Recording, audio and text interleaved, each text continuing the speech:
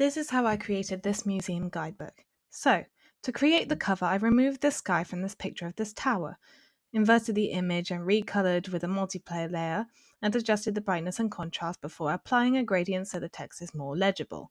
Throughout this guidebook, I'll be using the typefaces Basic Sans from Adobe Fonts, Baskerville, and Bedoni ornaments for accents such as behind the donation text on this page. Here I'm creating the background of the index page, which has been edited in Photoshop with a color overlay after the background's been removed with the magic eraser.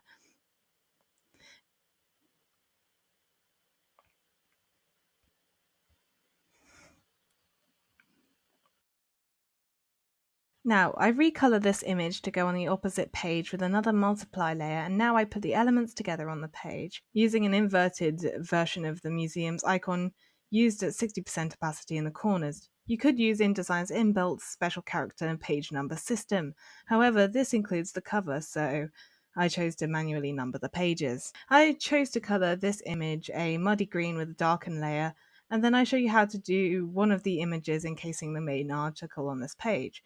Here I used perspective warp to complement the other image, brighten the image, and used a color layer to blend into the page before adding another ornament with a multiply layer. Not recorded here, I added another slight gradient to these images later.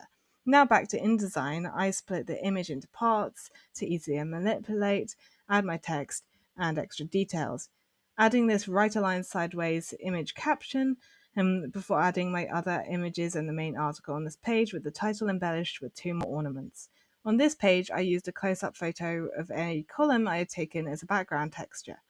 I used a screenshot of the page to remind myself how much of the page I should make the column before brightening and reducing the contrast of the image multiple times, and finally adding a beige color layer. Each side of the spread also has ornaments.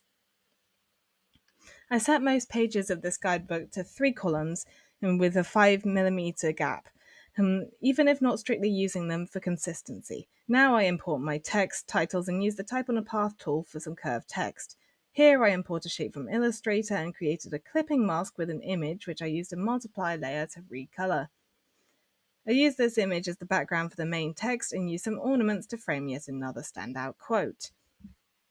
Now I'm in Illustrator showing you how I made the map for the next page by using the Pathfinder tool to merge 2 shapes together, paste the shape, and then outline the stroke before deleting the gaps for doors by using more Pathfinder tools. This is the finished map illustration. The rest of the page comes together easily. Now from the easiest page I had to make to the hardest. I wanted to use one more ornament in this guidebook, so I created a collage in Photoshop with 2 square images and one landscape image, erasing, using darken and normal layers to create a unique focal point for this page.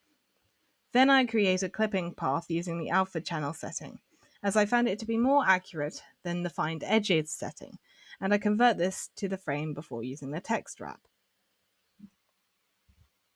Now onto the back cover, I used a combination of layers, including soft light and saturation layers, and adjusted the brightness of this image. Taking advantage of its curved nature, I add the logo and address at the bottom of the stairs and curve the title text again, although not matched to the perspective of the image. I tried that, but it didn't seem intentional and threw off the balance of the page.